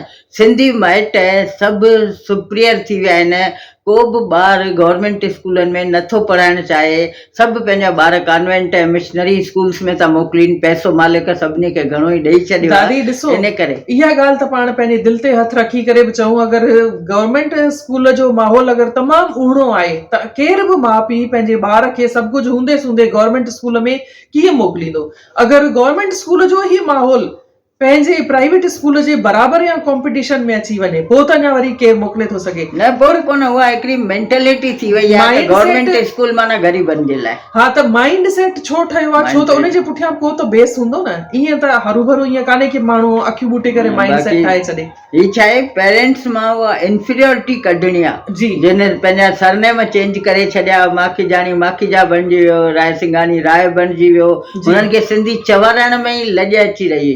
विच जा 2 ॾहाका एॾा ऊंदहि वारा निकिता आहिनि सिंधी लिटरेचर में। शुरूअ में जीअं आयासीं तीअं संघर्ष बि कयूं, लेखक बि बणिया, एजुकेशन में बि सिंधी आई। उन खां पोइ पुठियां जा 20 साल बिल्कुलु ख़ामोशी अची वई, कंहिं हद ताईं सिंधी सॾाइण में माण्हू शर्म में। दादी उनजे पुठियां बि हिकु रीज़न हो, छो जे हितां जा जेके मकानी माण्हू हुआ उहे सिंधियुनि खे तमामु हीणी नज़र सां ॾिसंदा हुआ, उन्हनि खे हीणो करे ॾिसंदा हुआ। उन दौर में हाणे निकिरी चुका आहियूं। हाणे सिंधी जीअं भई पाण चवंदा आहियूं भई रॉयल लाइफ ऐं लग्ज़री लाइफ पिया जीऊं न, त सिंधी भाषा जी बि उहा इहा ई ॻाल्हि अची बची आहे त उहा रॉयल माण्हुनि खे वणे कोन थी। रुगो जेके तमामु ज़रूरतमंद आहिनि उहे वरी एतिरा ब्रिलियंट कोन हूंदा जो उन मां पंहिंजे सब्जेक्ट मां को रोज़गार जे लाइ करे सघनि। हींअर पाण कंहिं ॿार खे तूं चओ अची कलाक में मां फ्री पढ़ाईंदसि तोखे, सिंधी ईंदो केरु? न कान था अचनि। पोइ त दादी हाणे ॾिसो पाण ॻाल्हि करे रहिया आहियूं कि सिंधी भाषा जे लाइ माण्हुनि खे हिकु हीणेपन जो अहसासु आहे, पर ॿिए तरफ़ पाण ॾिसूं था त सिंधी भाषा ऐं सिंधी संस्कृतीअ जे लाइ एॾा हुबाइता माण्हू बि वेठा आहिनि ॿिए तरफ़, त उन्हनि जे मन में रुगो हिकु वीचार हले थो त असां सिंधी भाषा जे ओसर जे लाइ छा कयूं। असां वटि साधन आहिनि, असां वटि पैसो आहे, असां करणु था चाहियूं, पर असां वटि क्या रहबरी कान्हे, का रहनुमाई कान्हे, त असां उन जे लाइ छा कयूं। इहो कमु हक़ीक़त में एकेडमीज़ जो ई आहे, एजुकेशन इंस्टीट्यूशन्स जो आहे। इवन जेके सिंधियुनि जूं तइलीमी संस्थाऊं आहिनि, सिंधी सेठियुनि जूं बर्पा कयल, त उन्हनि खे कंपलसरी सब्जेक्ट ॾांहुं ऐं लैंग्वेज लाइ लिटरेचर जे लाइ माण्हुनि में कंपल्शन रखिणो पवंदो। बम्बई जा कॉलेज आहिनि, अजमेर जा हिते स्कूल आहिनि, साधू वासवाणी वग़ैरह प्राइवेट स्कूल जेके, त उन्हनि खे अनिवार्य करणु खपे भई जेको हिन स्कूल में पढ़ंदो, सिंधालाजी वारनि शुरू कयो भई अगरि गुजराती तो एडमिशन वठे उनखे बि हिकु पीरियड त रोज़ सिंधी पढ़णी पवंदी, सिंधी कन्वर्सेशन सिखणी पवंदी। त उन्हनि संस्थाउनि मां कुझु थिए या वरी एकेडमीअ खे अगरि एक्स्ट्रा बजट ॾिनो वञे त उहा मॉनिटरिंग करे त एजुकेशन संस्थाऊं छा थियूं कनि। हा, जेके समाज सेवी आहिनि, जंहिं वटि पैसो भॻवान जी दया सां सभु कुझु आहे, त उहे प्राइवेट कॉलेजेस खोले था सघनि, प्राइवेट स्कूल खोले था आहिनि बि, जेके ऑलरेडी आहिनि उन्हनि में घणो कुझु थी थो सघे, हर शहर में उन सां रोज़गार उन्हनि जो पैसो रुगो आयो लाल पायो शाल में थो वञे। झूलेलाल साईं खां माफ़ी वठंदे, लाल साईं असांजो इष्ट देव आहे, पर माण्हुनि सिंधियुनि खे रुगो एतिरे में ई संतोष आहे त मुंहिंजो पैसो सकियार थो थियो, देग चाढ़ाई, तहरी कोर विराया, बसि बाक़ी कल्चर जे लाइ सुजाॻी बिल्कुलु कोन्हे असां में, एजुकेशन जे लाइ चाह कोन्हे, सिंधी ॻाल्हाइण खां वञूं था त जेके पंहिंजे ग़रीबान में जातियूं पाइणियूं आहिनि उन्हनि सभिनी प्रोग्रामनि में, पब्लिक प्रोग्रामनि में हज़ारे माण्हू अचनि बि था, उते अहिड़े नमूने जो माहौल क्रिएट कजे, उते लाइब्रेरी बुक्स एग्ज़िबिशन लॻाइजे, हींअर सिंधी मेला लॻंदा, चेटीचंड ते हर कॉलोनीअ में लॻंदो हिकिड़ो सिंधी बुक्स कॉर्नर हुजे, जंहिंमें अची माण्हू ईंदा त उते हज़ारे माण्हू सॼो ॾिसनि अची लाइब्रेरी, सिंधी पहाकनि जी चटाभेटी उते रखो, सिंधी बैतनि जी चटाभेटी उते रखो, चटाभेटी न रखो त ओनली परफॉर्मेंस रखो, त उन सां चाह जाॻंदो रे हिनखे त 200 रुपया जो इनाम मिली वियो, पोइ ॿिए दफ़े जे लाइ मां बि पोयम तयारु करियां। ऐं कंस्ट्रक्टिव ॻाल्हियूं घणेई आहिनि, सोचींदासीं कंस्ट्रक्टिव थी त स्कीम्स जोड़ंदियूं ईंदियूं असां वटि ऐं कुझु करे हा दादी, जेतिरो पाण हिक ॿिए सां ॻाल्हि ॿोल कंदासीं जेतिरो त ओतिरो माहौल रास्ता घणा निकिरंदा, रस्ता बि निकिरंदा। ऐं घणनि जे मन में त हुबब आहे, मां ॾिठी आहे मूंसां पर्सनली जेके ॻाल्हाईंदा आहिनि, चवंदा आहिनि असां छा कयूं सिंधी भाषा जे लाइ, असां करण त कुझु चाहियूं था, जिन जे दिलि में उहो दर्द हूंदो त उहे सिंधी मेडिकल कॉलेज खोलीनि, सिंधी इंजीनियरिंग कॉलेज खोलीनि, सिंधी स्कूल ग्लोबल, त उन ते माण्हू सिंधी में वेंदा सभु आहिनि, सिंधी सीट्स बि रिजर्व आहिनि उन्हनि में वञण लाइ, बॉम्बे जे सभिनी कॉलेजनि में रोज़गार 15% सिंधी आहिनि जी, सिंधी सीट्स रिजर्व आहिनि, माना अगरि तूं 50 मार्कुनि वारो आहीं, ॿिए पासे 90% वारो आहे ऐं सिंधी आहीं त सिंधीअ जे करे तोखे स्पेशल कोटा में, त दादी उनजी वरी ॼाण ई कान्हे, कंहिंखे सूचना ई कान्हे, त इहा सूचना बि ॾियण बि त असांजो ई कमु आहे न, असां उन्हनि खे सुजाॻी फैलायूं, असां उन्हनि खे इहा सूचना ॾियूं कि अहिड़ा अहिड़ा अवसर बि आहिनि जेके माण्हुनि खे ख़बर ई कोन आहे। स्कॉलरशिप्स बि हिकिड़ो तरीक़ो आहे, उन सां मोटिवेशन मिलंदो आहे, हाणे इंडस इंड वारा जाम स्कॉलरशिप्स ॾींदा आहिनि जी। पोइ मां कॉलेज में हूंदी हुयसि त मूंखे चवंदा दादी सिंधी वारो सर्क्यूलर रखजांइ नोटिस बोर्ड ते, जनरल हिंदी इंग्लिश में रखंदासीं त हज़ारे ॿार अची वेंदा, इन करे असांजी मुराद अंदर जी इहा आहे त असां रुॻो सिंधियुनि खे वरसायूं, सिंधियुनि खे स्कॉलरशिप ॾियूं, इन करे अरबी सिंधीअ में हूंदो त जेको पढ़ी सघंदो रुॻो उहो अप्लाई करे सघंदो, उहे 2-2 हज़ार महीने में रुॻो ग्रेजुएशन ऐं पोस्ट ग्रेजुएशन लेवल लाइ स्कॉलरशिप ॾेई छॾींदा आहिनि। त अहिड़े नमूने जूं ॿियूं बि संस्थाऊं आहिनि, कॉलेजनि में स्कॉलरशिप्स आहिनि सभिनी हंधि घणेई कुझु फ़ाइदा असां वठूं, फाइलुनि में आहिनि, यानी कि ऑन पेपर त सभु कुझु आहे, पर प्रैक्टिकली असां प्रैक्टिकली त पोइ उहा या त उहा सूचना ई कुझु माण्हुनि ताईं थी वञे, जिन वटि आहे उहे सभु पहुता आहिनि। बॉम्बे मां इलाही असांजे फ़ोननि ते चिठियुनि ते माण्हुनि खे एडमिशनूं मिलियूं आहिनि, उते जयंत कॉलेज में, आरकेटी कॉलेज में, दादर में कहिड़ो आहे हिकिड़ो कुलाबा में, जी जी, त पहुची वेंदा आहिनि माण्हू।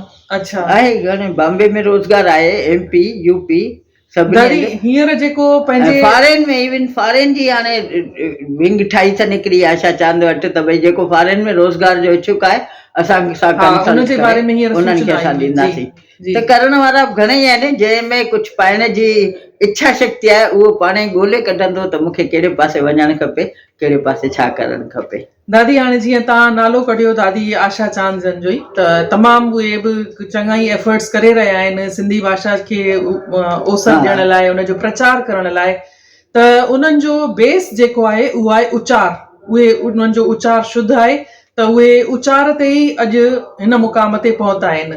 त अॼु अचण वारी जेको समय आहे उहो चवनि था आर्टिफिशियल इंटेलिजेंस ईंदो या जेके बि चैट GPT आहे, घणे में घणियूं ॿोलियूं मरी चुकियूं आहिनि ऐं मरी रहियूं आहिनि, रोज़ हिकु ॿोलीअ जी डेथ पई थिए, त उन में छा थींदी व्यवस्था, त पाण खे लिखण जी ज़रूरत न पवंदी, पाण रुॻो चवंदासीं आर्टिफिशियल इंटेलिजेंस पंहिंजो पाण टाइप कंदो, त अहिड़ा कहिड़ा अवसर आहिनि, अहिड़ा कहिड़ा मौक़ा तॾहिं कंदी न जॾहिं पंहिंजो सही उच्चारण सां ॻाल्हाए सघो। उहो ई मां उन ई ॻाल्हि ते थी अचां, त उच्चारण अगरि पंहिंजो शुद्ध आहे, अगरि उन ते ई पाण ज़ोर ॾियूं त उन में बि रोज़गार जा अवसर आहिनि। जीअं हाणे घणेई अहिड़ा किताब आहिनि अरबी लिपीअ में लिखियल आहिनि जेका माण्हुनि खे नथी अचे, त उन अरबी लिपीअ जा किताब खणी करे तव्हांजो उच्चार शुद्ध आहे त तव्हां पंहिंजो ऑडियो बुक्स बि ठाहे था सघो। सुंदरी इहो ई कमु कयो न, आशा सुंदरी उत्तम चंदाणी एजे उत्तम जी धीउ आहे, त उन घर में माहौल ॾिठो त उन वरी इहा ॿिएख्याई कई न,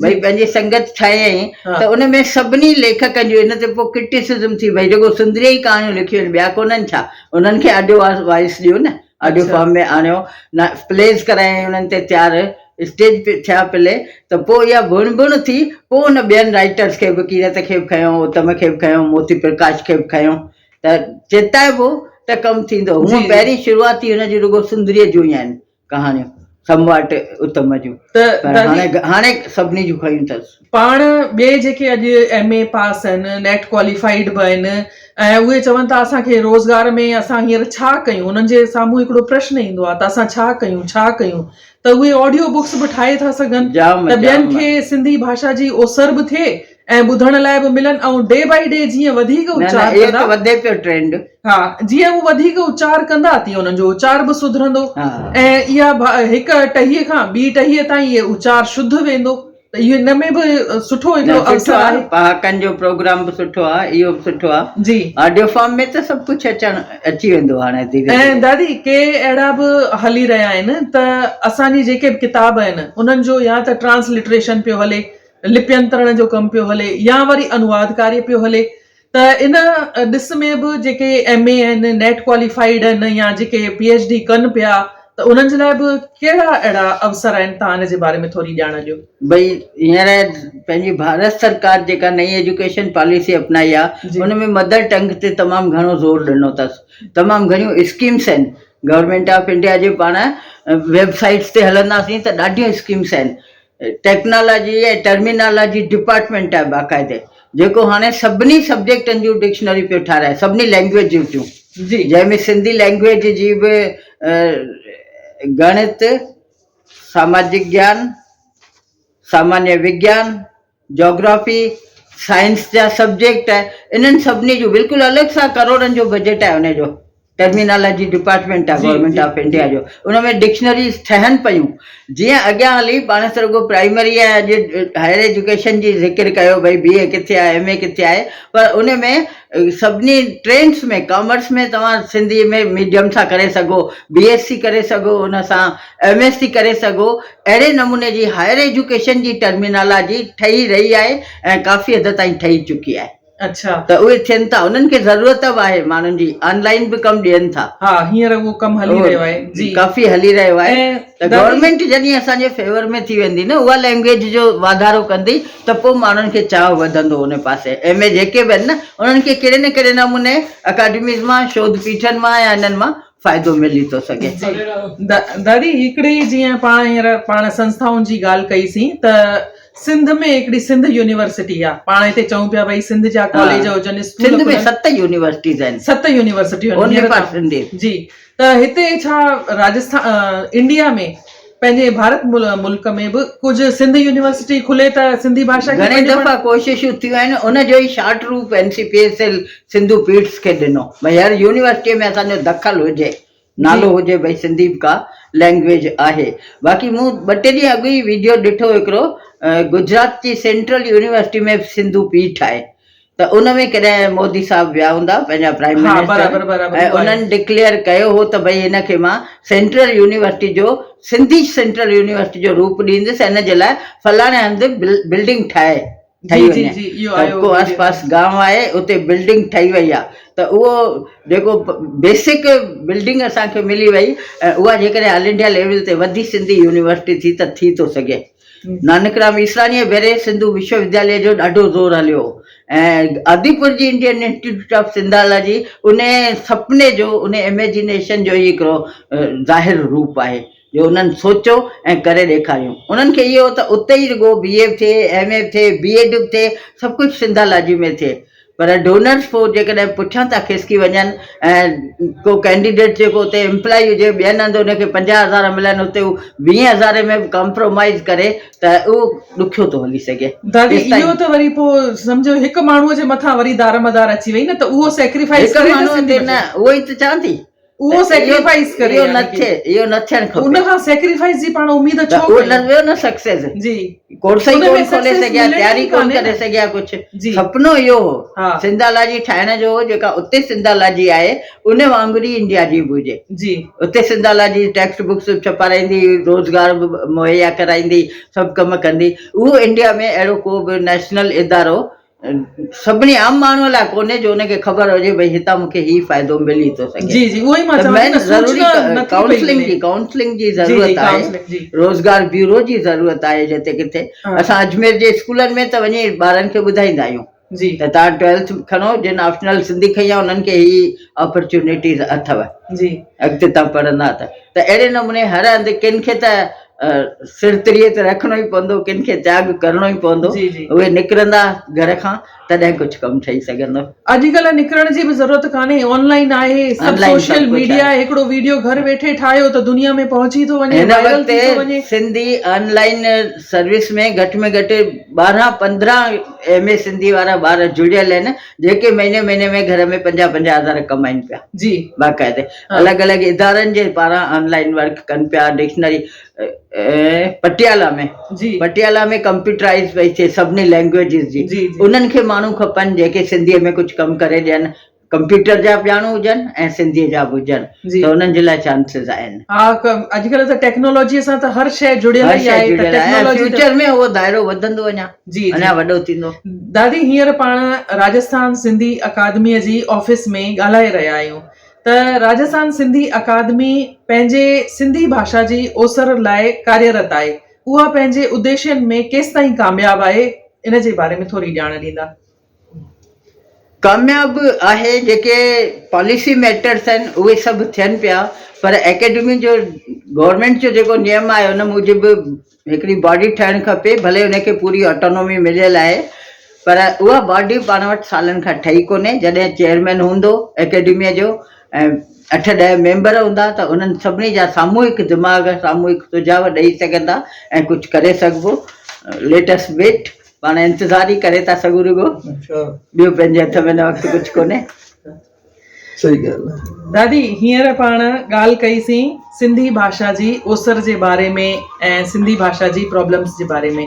जिते किथे पाण हर दफ़े इहो ॾिठो कि हिते संस्था में हींअर जेके पद आहिनि उन्हनि ते मतिलबु कमु कोन पियो हले, या हिते अञा पूरी माण्हू कोन आहिनि, या को हिकु माण्हू आहे उन सां पाण सेक्रीफाइस जी उमेद था कयूं त हू थोरो पंहिंजो त्याग करे, त ईअं सिंधी भाषा जी ओसर कीअं पॉसिबल आहे? तव्हांखे ईअं लॻे थो? भई त्याग करण वारा नेम जी त खपे ई, उनखे त दॿिजी हलणो ई पवंदो। त्याग करण वारा त खपनि।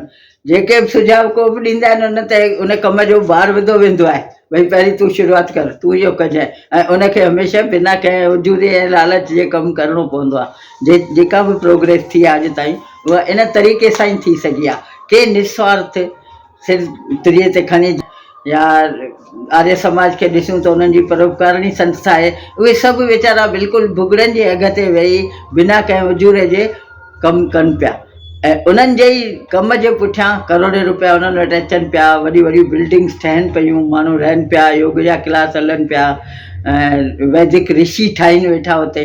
8हों पास को बि ॿार हुजे त उते अची रहे, उनजो रहणु खाइणु सेखारणु सभु कुझु। अहिड़े नमूने सिंधियुनि जो बि को, मूंखे हाणे यादि नथो अचे नालो, को सेंटर खुलियो जिते सिंधी ॿार हुजे उनखे सिंधी भाषा जे ज़रिए ई हायर एजुकेशन ताईं पहुचाईंदासीं, 8हों पास रुगो हुजे। त अहिड़े नमूने जा बि आहिनि पाण वटि दानवीर के सेवी। उहे वरी इहो चाहींदा, उहे बि इहो चाहींदा भई हुननि जे ॿारनि खे रहणु खाइणु कपिड़ो लटो सभु असीं ॾींदासीं, पर पढ़ाइण वारा पोइ तूं ईअं ई अची कलाक ॿ सेवा ॾिजांइ, त थिए ईअं ई पियो। हा दादी, सिंधी भाषा जी ओसर जी पाण ॻाल्हि करे रहिया आहियूं, त अॼु हिकु आम माण्हूअ खे तव्हां छा संदेश ॾींदा?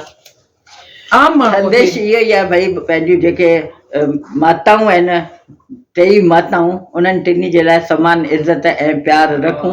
पंहिंजी जननी जनम भूमि आहे जंहिं असांखे हीअ दुनिया ॾेखारी, मातृभूमि आहे जंहिं देश में असीं रहूं था, जंहिंजो अन्न जल खाऊं था, पाणी पीऊं था, पर उनजो मिटीअ में लेथड़ियूं पायूं था, ऐं टी असांजी माता आहे मातृभाषा। हालांकि उहा मातृभाषा घटि रही आहे, अॼु जे एज जूं जेके नूंहरूं आहिनि उहे पंहिंजे ॿार खे सिंधीअ में लोली बि कोन थियूं ॾियनि, सिंधी शुरूअ खां ॻाल्हाइण बि कोन थियूं सेखारीनि, त शुरूआति पाण खे उतां खां ई करणी पवंदी। त पंहिंजी ॿोलीअ सां प्यारु रखो। माउ जे प्यार लाइ कंहिं उजूरे जी ज़रूरत आहे, कंहिं पैसे जी ज़रूरत आहे। उहो अरुण शौरे हूंदो, उनखे मैग्सेसे अवॉर्ड मिलियो शायदि, वॾो पत्रकार हो, त चयूंसि भई तुंहिंजे लाइ ख़ुशीअ जो पल कहिड़ो आहे, ही इनाम पाए तोखे सभिनी खां घणी ख़ुशी थी हूंदी। चई ख़ुशी त ख़ैर थींदी, मुंहिंजी महिनत जो क़दुरु थियो आहे, ॿियनि खे प्रेरणा मिलंदी पत्रकारिता जी, पर मूंखे सभिनी खां घणी ख़ुशी तॾहिं थींदी आहे जॾहिं मुंहिंजो पुटु जेको हैंडीकैप्ट आहे, 24-25 साले जो आहे, ऐं उनजे कॾहिं बि ठीकु थियण जी उमेद कान्हे मूंखे। मां घर वेंदो आहियां, उहो मूंखे ॾिसी ईअं पंहिंजे व्हील चेयर तां टुप ॾियण जी कोशिशि कंदो आहे, पापा पापा पापा वेलकम, त मुंहिंजे लाइ उहो ई ख़ुशीअ जो पल आहे।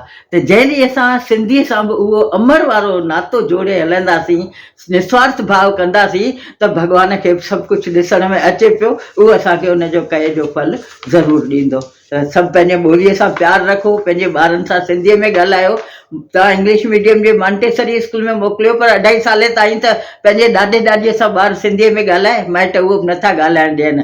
त इन करे सुजाॻी घर खां ई ईंदी आहे, पंहिंजे घर में असां सिंधी ॻाल्हायूं ऐं पोइ जेके प्रोग्राम्स थियनि था उन्हनि खे वधाइण जी कोशिशि करियूं।